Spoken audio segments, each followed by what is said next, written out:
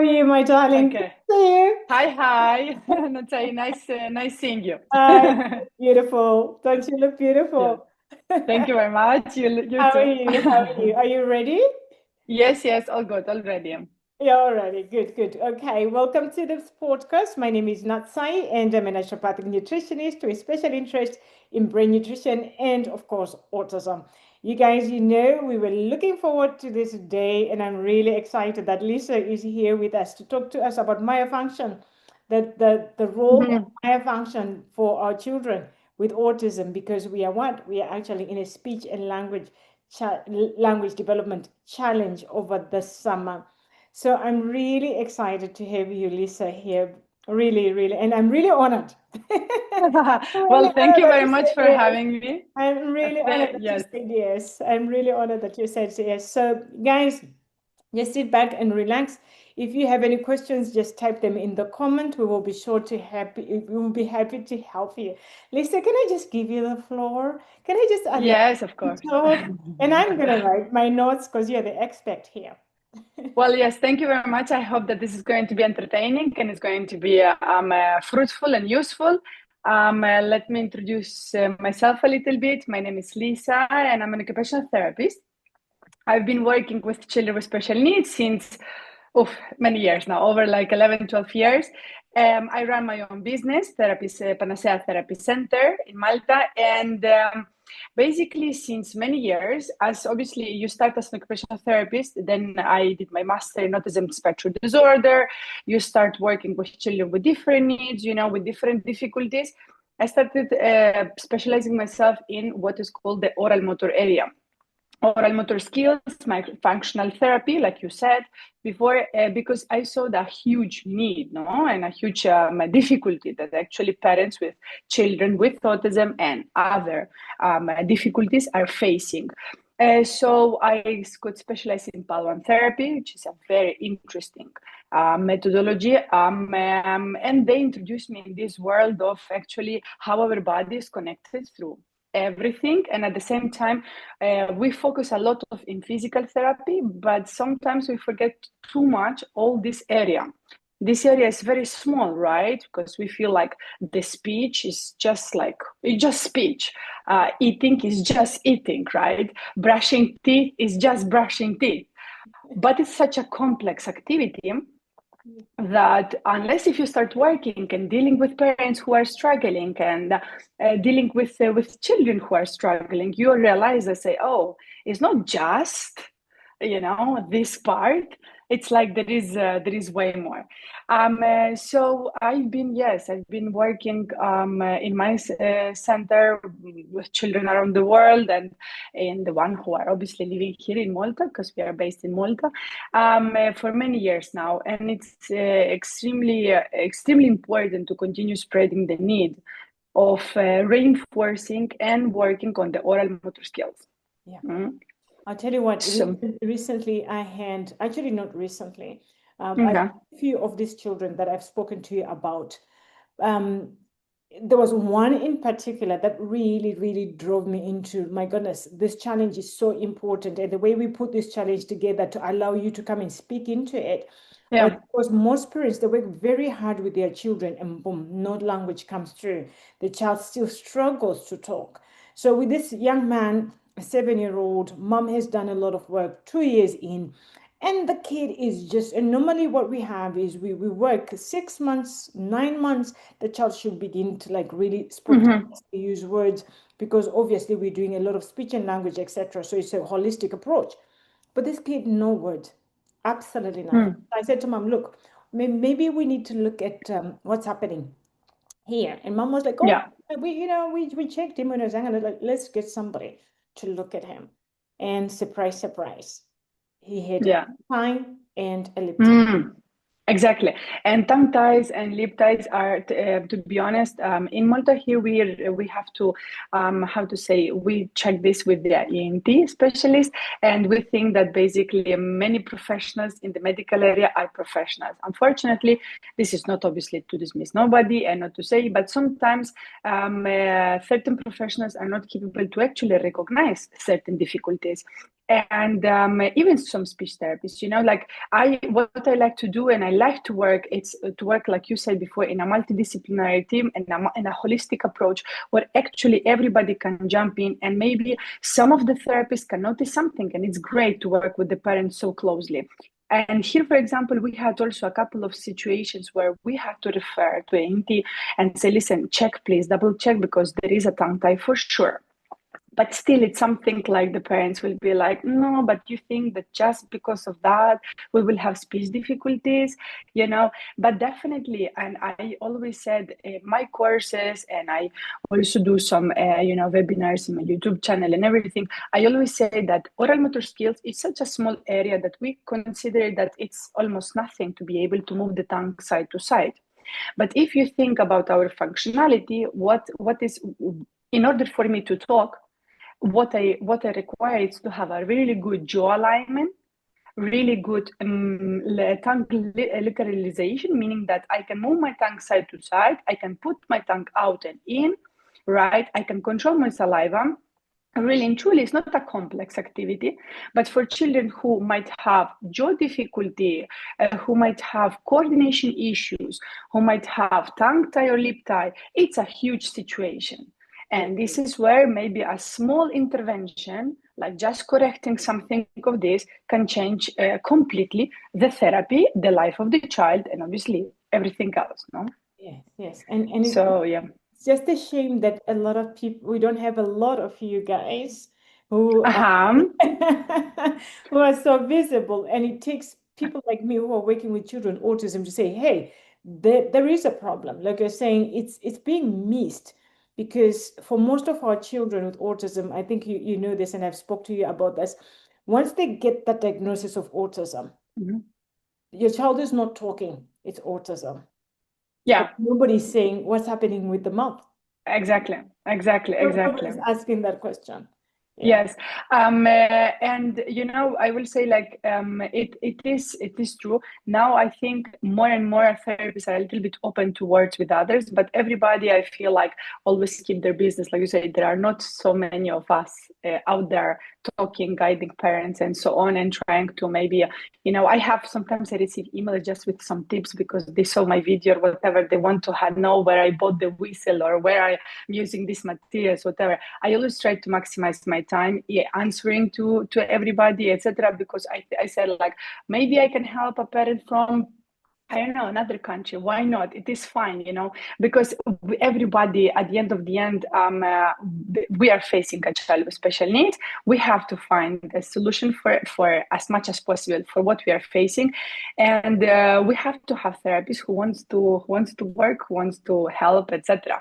But definitely, I will say that this area, I think it will get better, with the time. But it's extremely important to continue pushing. And like you're saying, thanks to therapists like yourself, who are okay, we are working with the child. We see that this is a difficulty, not just because we put the autism as a label. It's mean that it's enough. Here the diagnosis is very fast. Sometimes it's like you will have a consultation of 1 hour and a half, etc. In the paper we will write autism level 2. That's it, you go home. But those parents who go home, they are like, okay, so this is we have on the paper, fine, now what we do, how we go about it, what shall we do? But there is no like, listen, you should go for this therapist, you should try this therapy, you need to go there. I think it's getting better. I don't want to obviously put any bad words, but it's true that it's still a long way. It's a long way. It is still a long Yeah. way. And unfortunately, your work is very it's such a special group of people, and there are not Hmm. many of you out there that people can reach out to. So, what can parents look out for? Because Yeah. right now I'm doing this speech and language therapy, a speech and language challenge where we are with Okay. parents working with their children intensively over summer, and we've Okay. seen some amazing results on Friday. Just on Friday in the meetup meeting, some of the moms are like, "Oh, my child is saying few words, not saying." We Ah, super. applying themselves. And yes, some children I'm able to putting up sentences because the goal was by the end of the challenge, if a child was not saying any sounds, the child should be saying the sounds. If the child All was right. saying any words, the child should be saying the words. If the child was not able to put a sentence together, they should like just building it up. So really, we were just Okay. aiming for one step forward for each and every child, but there is still that one child, Mm-hmm. Yeah. that Lisa child. Yeah, Yes, that has to yes, yes. go to Lisa. So That, what should yes. they look out for? So I wanted to say like there are different red flags, no? But I will say like um when we talk about oral motor skills, I just wanted to clarify that we are not talking only about the tongue and the cheeks and that's it. We are talking about the jaw. We are talking about the cheeks inside. We are talking about our teeth. We're talking about the way how the child is controlling saliva. We are talking about if there is some speech, the way of the clarity of the speech, etc. But all these muscles and all this structure needs to be coordinated because we have a tons of muscles that need to be working together. I will say that if the child starts not showing so much interest in bubbles, not drinking from a straw, if the child is having some difficulties, or you can see that the child is a little bit picky to sensory items, with the hands especially, because the tip of our hands are connecting with the tip of our tongue.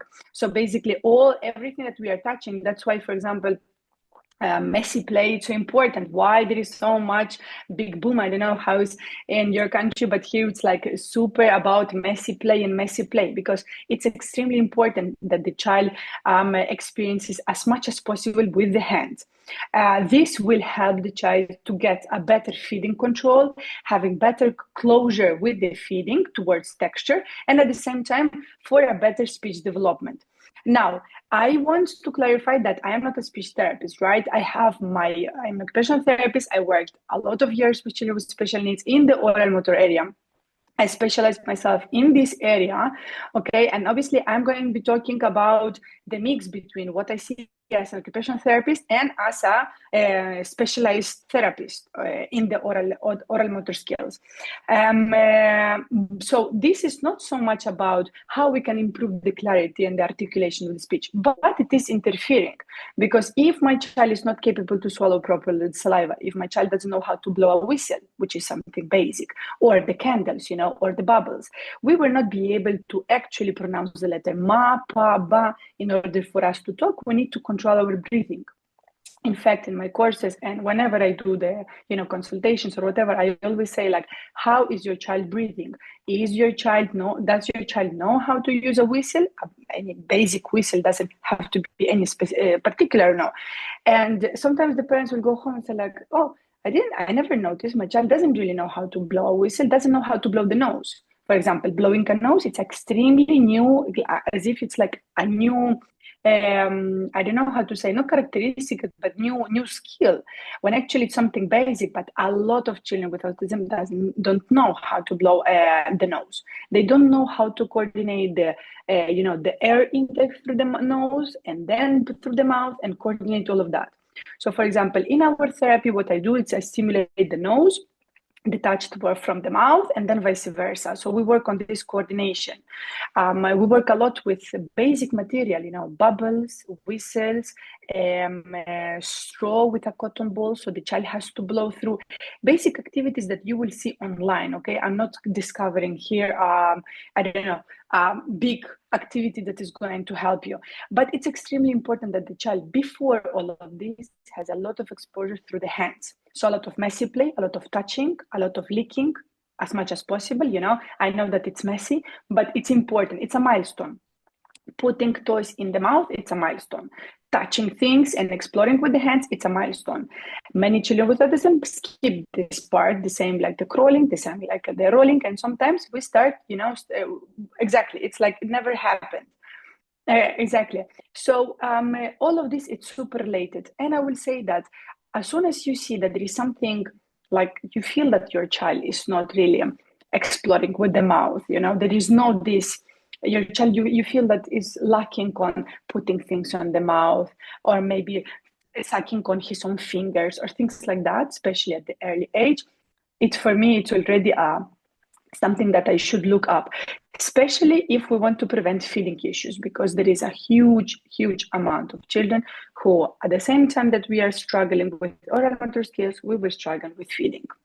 And picky eaters and problem feeders, it's a huge dilemma right now for parents. Can I just say that actually my son struggled with blowing his nose for a long time. Uh-huh. For a I can tell very you. long time. He had no idea what you're asking for. Really no idea. What about the children that suck thumbs? Because right now we're looking at what mothers should look out for to say, hey, it's now time for me to go to see Lisa. This is exactly what we're talking about. We're Yeah. talking about myofunction. We're saying, what are the red flags? What is it that you need to pay attention to? What is it that you should really worry about to know that, look, this is no longer an ABA subject. This is no longer a speech and language therapy subject. This is no longer a nutritional subject. This is now a masculine subject. And I need to go find Lisa or whoever your myofunction Or is. exactly. Yes. Or a speech therapist who is specialized in myofunctional, which it is their area, So if you find a speech therapist who is understanding on the area of the oral motor skills and they work with oral motor skills, that definitely can help you, because this is their main area, I will say that everything that has to be with hypertonia. So, for example, mouth open. So if you see that your child is constantly with the mouth open, with the tongue out, maybe lack of control of saliva, that's a big red flag, especially when they are babies. Okay, so this is something that we have to look into it. Hypertonia, it's when the muscle tone is too strong. So you can see that the child is like constantly with the mouth closed. There is nothing going in, nothing going out. Basically, it's just like intention. This is also not so good. So here we are going to be talking about an occupational therapist or a speech therapist that can help you. But I will say, like, at the age of obviously drinking from a straw, sometimes I have parents panicking, my child doesn't drink from the straw. If it's before 24 months old, it is not a red flag, like if your child is just 1 year, 1 year and a half, that's fine, like it's okay. We don't have to panicking, because this is not a milestone that it should be reached at this age. But if from 6 months onwards, you are starting introducing food, and you start working with certain toys and certain activities, and the child is not putting interest, not showing interest, gagging reflex, vomiting, etc., you should be checking definitely with a speech therapist or with someone like you said, like me, who can check a little bit further. What is the situation? We're having a lot of children with the NG tube or with the pegs, but obviously that's a little bit different. However, this we start working from the 1 or 2 months old of life. So we start working straight away on working on the sensitivity of the area. Sometimes we will have children who stays way too long in the hospital, and they get this rejection to anything regarding the mouth. It's like the mom will say, listen, it's not about that the child doesn't know how to actually blow the whistle or anything. He just is scared that someone touches the face. So we have to work a lot on the sensory area. There is something that we call the Z vibe, and this is for occupational therapists, but the speech therapists will know as well about it if they are here. It's a little tool, extremely helpful. So I always suggest to the parents that don't get it if you don't know how to use it. However, even myself, I prepared different videos how to use it with the tips and everything. It's a great tool to work on the sensory area inside and outside of the mouth. It's a very good, I will say it's a very good start, because when the child is very sensitive around this area, and we come and we say, listen, we're going to stimulate your tongue, we're going to work on your jaw, the child will say, sorry, this is too much for me. So something that we start with, it's a Z vibe. In general, vibration is extremely good. I always suggest to the parents that if your child is a little bit picky, a little bit sensitive, what is your toothbrush? If your toothbrush is not electrical, change it straight away. So if this is like it's a small change that we can do at home, but if you're brushing your teeth of your kid, even if he doesn't know how to brush the teeth, but you're brushing with a regular toothbrush, I definitely ask you to change it to a battery operated one, because this will already help the kid to have a very good sensory stimulation before to go to sleep or in the morning or whatever. And it will help also to regulate a little bit, because we know that in autism, sensory regulation, it's also part of our difficulties, right? Yeah, and I And must sensory admit processing. that the electric toothbrush is a good thing, beautiful souls. If you're listening to this and your child is not using an electric toothbrush, maybe just invest in one. Because even in clinic, I tell my parents to get an electric toothbrush because it just helps desensitizing Yeah. that area. And it did well with my child because my child was a massive sensory baby, overstimulated, oversensitive. So even brushing his teeth, it took us a long time to get him to brush his teeth. But now Okay. he's quite good. He's quite good. So Okay. he brushes his teeth beautifully. Yeah. Super. Super. Yes, definitely. I always say, like, we had different children with oral motor difficulties, and like I told you, there is always this situation where I find there is a link with feeding as well. So if your child is struggling with oral motor skills, and you are like, okay, my child doesn't do any sounds, for example, some silly things like or sending a kiss, Yeah. or blowing a kiss. There are those small things that you can check if your child can do or not. If you see that your child is struggling with those imitating, with those skills, which it's part of imitation, but at the same time of oral organization, definitely we have to work on it, because all these things will help. Definitely, it's a pre-linguistic skills. Oral motor skills, I call them always a press step to speech. So directly you're working on the speech development, and at the same time, if there is any sensory issue going on around the mouth, you're settling as well. So actually it's very complete. I must admit, I see a number of children in clinic. They normally the children that are real picky eaters, like they don't Mm. want to touch the thing should not be wet, etc. Yeah. They are non-verbal.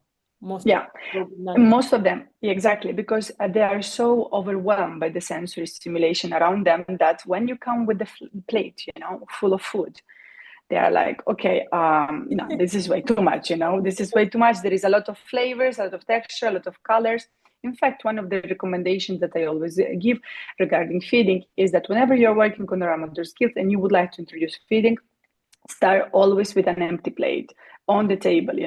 Don't start with the food straight away on the plate. Start slowly introducing food, because it is crazy. Children with autism, they are overwhelmed by sensory input. So you have to make sure that you take care of this step by step.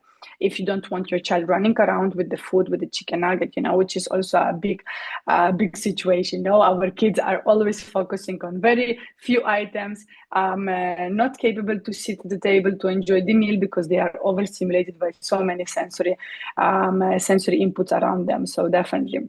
Yeah. And oral motor skills, like I said before, it is a small area, but it's extremely important. We always start working with breathing. So like I said before, bubbles, balloons. Obviously, balloon, it's like the last skill that you will want, because this is like an extremely important and heavy activity for the mouth.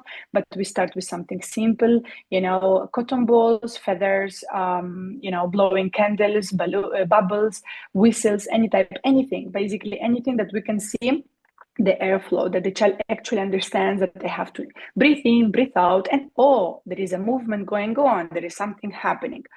And then slowly we moved into chewing. Most of the time, children who are sensitive with the food, so like you said, picky eaters or problem feeders, Yeah. we will have issues with the chewing as well. Yes. And so chewing, it's part of the They oral just motor swallow. skills. They just swallow, or they Exactly. hold the food in the mouth for a long time. Exactly. I call them the little hamsters, because you see them stacking the food and staying there. And you're like, okay, let's go, because Yeah. it's like, for 30 minutes with the food there and the chick, and the parents are like, listen, we've been 2 hours eating, two Yes. pieces of food, so how we can go out of it, like why it's taking us so long forever to finish a small portion of food. It's because once we put the food inside of the mouth, the lack of coordination of the muscles of the oral motor skills, it's so poor that the child doesn't know what to do. So the food is inside of the mouth, and what I do now with the food, so I put it on a side, and I will wait with the saliva, and a little bit with time it will melt, and then I will swallow. You know. Yeah. So basically we go to the easiest path, that we can actually finish with this heavy activity that is chewing.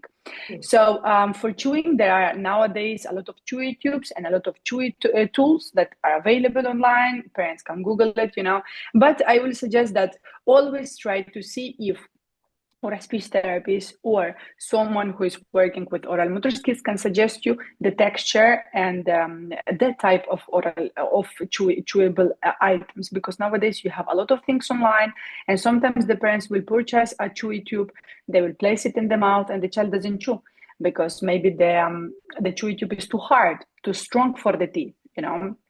You have to see if the child is having the full set of teeth.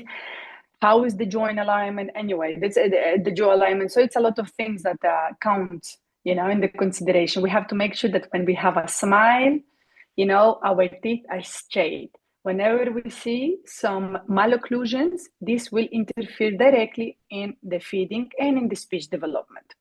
So if your child is struggling with malocclusions, meaning a little bit the jaw on a side, maybe prompt too much forward, we have to check with our dentist, and we have to check with our dentist and speech therapist to see how we can arrange this, because this is going to interfere in the articulation of the sounds, and it will interfere in the way how we are masticating, how we are breaking the food inside of our mouth. Did you So know? there are. Did you know? I'm gonna have to listen to this video again myself. Yeah, No. I honestly, I'm just like, that's exactly what we need to be hearing, because we have most of our children. They really like today. I had master's class on sensory processing, and the Okay. subject of chewing is a big one. Really, really, really a big one. Most children just they don't know how to chew. They've Yeah, like exactly. yeah, they don't know how to chew. And there's also now an element of anxiety associated with putting something in the mouth because it requires an activity that the child is not aware of. Exactly, definitely. I completely agree with you. The amount of children who are just maybe nowadays also we have a lot of busy moms, busy days, busy dads as well, busy life, I will say. So everything maybe it's a little bit, the food is a little bit more mashed, more, more fast cook, more fast food, whatever. So the child is getting used to just not really take the opportunity to actually have a family meal time, maybe sitting down eating or whatever, chewing, enjoying the parents eating, talking about the food. No, we just like boom, boom, boom, boom, boom, boom. Okay, next, because the day is busy, and I totally understand it. But something so simple as chewing, it's becoming like really a difficulty for many, many, many families. Yeah. And this is the reason why I was mentioning before the chewy tubes. The chewy tubes, it's a solution, but you have to train the child. You have to train yourself as a parent, and you need to train the child to accept the chewy tube first in the mouth, and then start working with the food and the chewy tube. So this is something that it's extremely helpful. It works. But it is a process. It's not going to happen in one session. Even though, like I was telling you, we had a really nice case last summer. Actually, 1 year ago, we had a case of coming a child with Down syndrome and really poor oral motor skills. He came all the way from Canada, and we had 1 week of training. We did 4 hours intensive therapy, 4 hours in a day, 2 in the morning, 2 in the afternoon. But he left with a full set of fruits, veggies, pasta, anything. He was eating everything, But it was an intensive therapy, okay? I don't say no. We poor kid, we worked a lot. The parents worked a lot. He was fed up of the food, but we managed. However, it was like, it was the timing, it was what it was. The parents could stay just 1 week, here. So we worked maximum, and we managed really good results. And now the child is eating and the parents are extremely happy. We still have difficulties that we have to arrange. Obviously, Canada, Malta, it's a very long way, no? So we are doing online lessons, etc. But you have really good successful stories. I had a child of 7 years old with autism, never chewed. The parents came and said, like, listen, it's a lost case because we are only eating purees. He's like 7 years old. We are going to birthday parties or whatever. It's like not a chicken nugget, nothing, like not even chips or crisps, anything. So even junk food, like nothing, like, not like healthy, absolutely nothing. Just maybe soft bread and some yogurt, and really, really basically that was the diet. Now the child eats everything, lasagna, it's any type of dish, we manage. It took us 1 year and a little bit. Now he's discharged. I don't see him anymore. So I'm extremely pleased with this case, but I cannot say neither that this is every case that is happening like that. Some children takes longer, some children takes, less time. Some children don't have difficulties with the food, but it's just the chewing. In this case, I think it was a mix between having that fear towards chewable food, like a piece of meat and pasta, and maybe sandwiches and stuff. And also the lack of knowledge, like what I do with the food inside of my mouth. Once he got the trick of, okay, so this is chewing, this is what I have to do with my teeth. This is how my tongue works. This is actually how I need to manipulate the food inside of the mouth. The child started eating. So I think it was a great combination between activities and the tools and a good timing as well, Yes. But obviously every child is different. Yeah, I had one who anyway, I have picky eaters all the time. It is my specialty anyway. But there are Yes. some children that I have to refer to you, unfortunately, because Yeah. I just can't have a breakthrough. But you're right. Like, for example, I've got few kids that we start off on a syringe. They're literally taking food, soups via a syringe because they just Okay. don't eat anything. Correct. They've done, they've done, feeding therapy, etc. The kid is just not doing anything. And one kid that is coming to mind, who I'm actually working with right now, that I'm just thinking this conversation that you're having is, mom is going to be just like, not like, this is exactly what I needed to hear.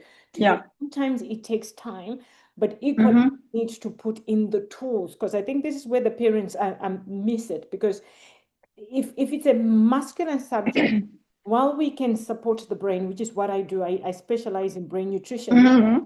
Brain, support the mitochondria, give the brain the energy, give the child the muscle strength, fuel the body with ATP, etc. Right? But sometimes you must then come in and do the practical things, which is what you're saying. Exactly. To say we need to bring in the tools, and I love what you've just said, and I know sometimes my parents don't don't like it when I say it. Sometimes you've got to be intensive, you know. Yeah, Yes. consistency, in fact, is effective. Consistency in Yes. teaching, and and sticking with that and not giving up. Yep. It's extremely important. Sometimes the parents prefer not to stay inside of the session. I'm honest, I know that it's not for everybody.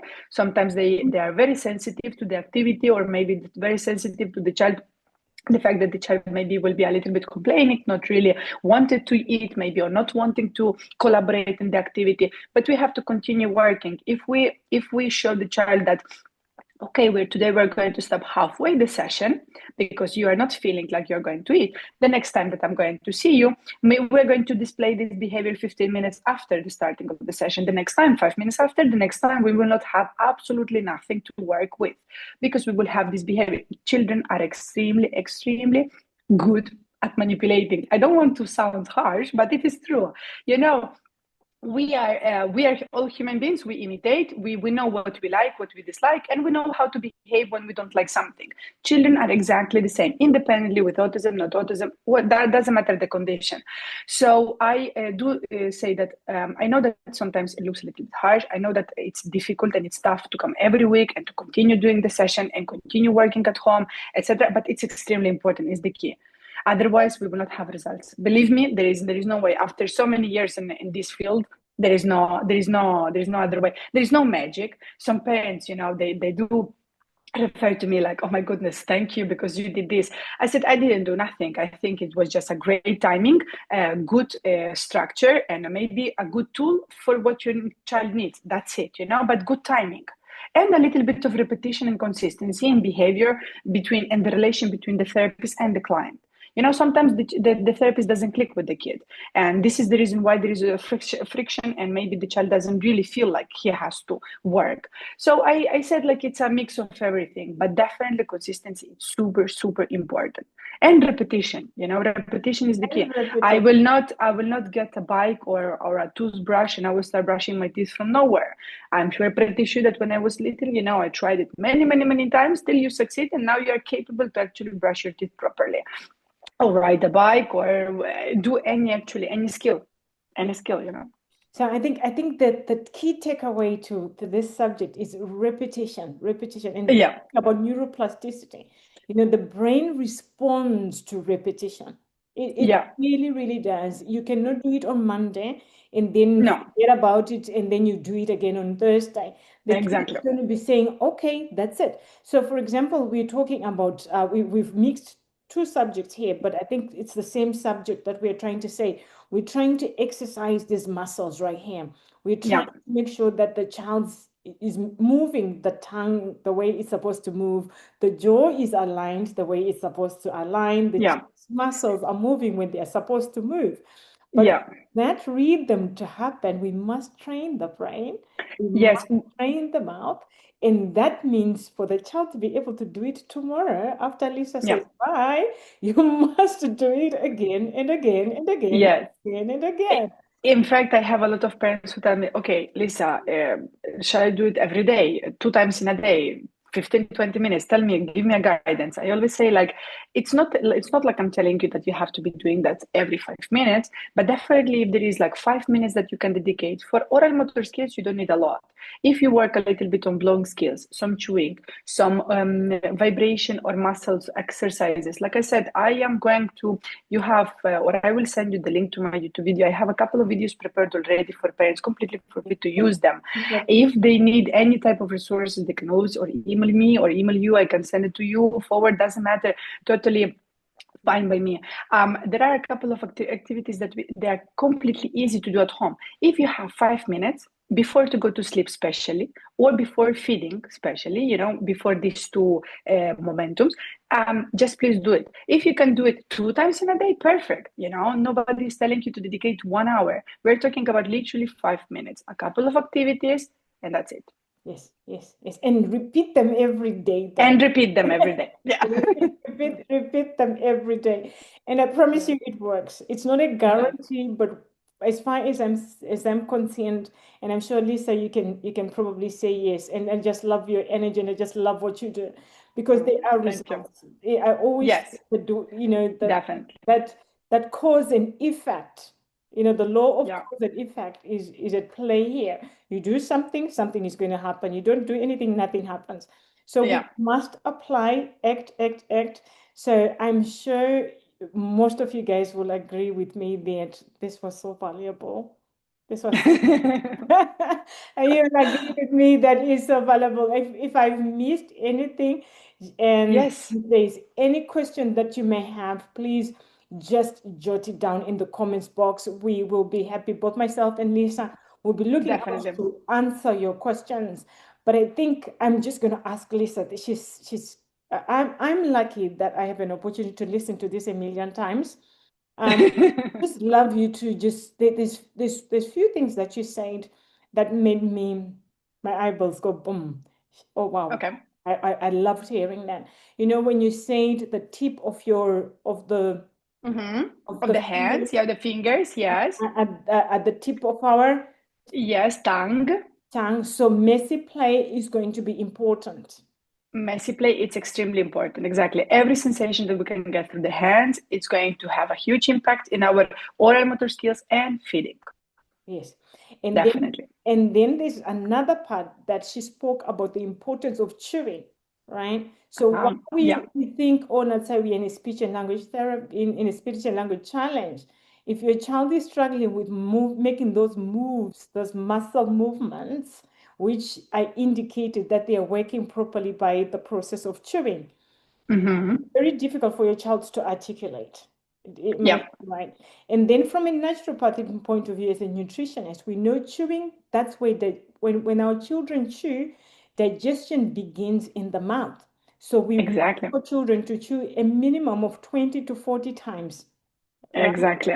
So Exactly. I must chew and chew and chew. So if we just do those few things, messy play. No. That's not all she said. Let me recap. She also mentioned the importance of bringing in a toothbrush or a Yeah. vibration tool, which is going to give us a link for where we can get Yeah. beautiful tool that you can actually, so you can start doing something. So you don't have to Yeah. you don't, so you just get a toothbrush from Sainsbury's, from Tesco's, and Yeah. start desensitizing your child's mouth. Yeah. Yeah, Definitely, yeah, definitely. That's a good recap. Definitely. I will say like make sure that there is the chewing part if your child is chewing. If you see that your child is struggling with the chewing, definitely you need to start working on it because it's a major activity, you know. Like you're saying, this is when digestion starts, and everything else will be connected. Definitely. everything else will be connected. And of course, Lisa, you mentioned about the chewing tube, right? Yeah, chewy tubes, you know, chewy tools, anything. Like I said, everything is helpful, but you just have to be careful with which tools you're working. That's my only concern now, because sometimes parents go to many things.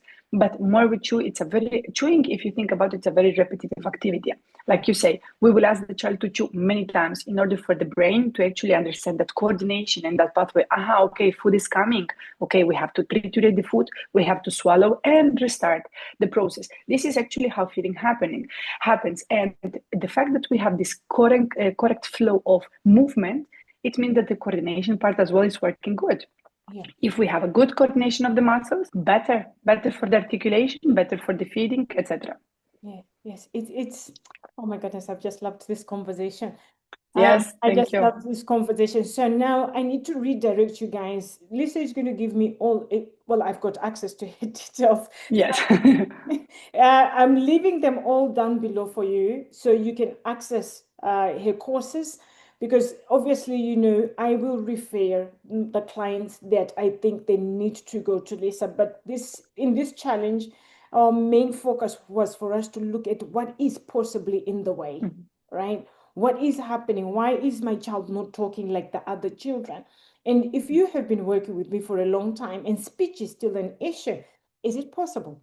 We're asking that question. Yeah, It's possible. There is something to do with the mouth. There's a muscle that is not coordinating with the other muscles yeah. properly. My child is probably not moving their tongue properly. So Lisa has got beautiful videos on her YouTube. Go binge like I Hmm. binged when I first found her videos. I practically just binged, and my son does hair exercises as well. That you guys, my son's story. Once upon a time, Hmm. my son was severely autistic, severe with 154 points on 18, and now he's a fine young man, and he is working with us in this speech and language challenge as well because he needs to expand his language. But equally, he was one that did not move his tongue. Secondly, he was low tone, so I don't think Hmm. he knew he was talking. He had Hmm. no idea what talking is.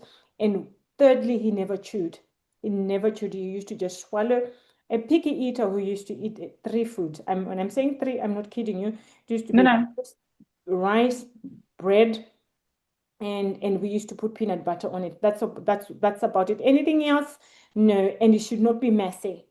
It should not be, Hmm. he does not want to touch it. If it's wet, he will push it aside. That would be my son. He would push it aside. And if it touches, then that's it. We are not eating. Okay, so everything needs to stay dry. So that's the drama that I've had to overcome. And many of you guys are already also overcoming that. So I'm glad that we've got Lisa saying, hey, this is a challenge. This is a mountain that we can climb, right? Yeah, And we can celebrate our children on the other side.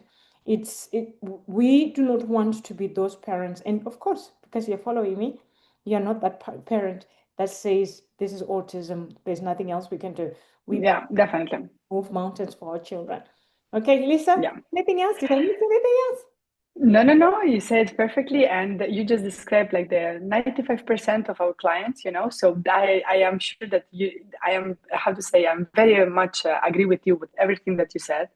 And definitely, I'm here available for you guys. And and you are doing also a fantastic job. So I'm very happy that we could connect, you Yes, know, and yes. that we are here just helping and Yes, spreading the word. That's good. yes, and we're going to see Lisa again, by the way. Next time we'll be specifically talking about picky eaters. So the challenge Oh, super. feeding our babies is going to be coming up soon. So look out for that. If your child is a picky eater, your child is still eating 2 or 3 foods, you guys, you actually know the storyline is the brain that does not eat, is a brain that is degenerating. So the brain must eat it. A hungry tummy is a hungry brain. Simple. So again, the next challenge is let's feed our children. So if you want to know about that challenge, just let me know. Just say picky eater, and I'll be happy to send you the invite. And I will be so happy to get Lisa on board because, Yes.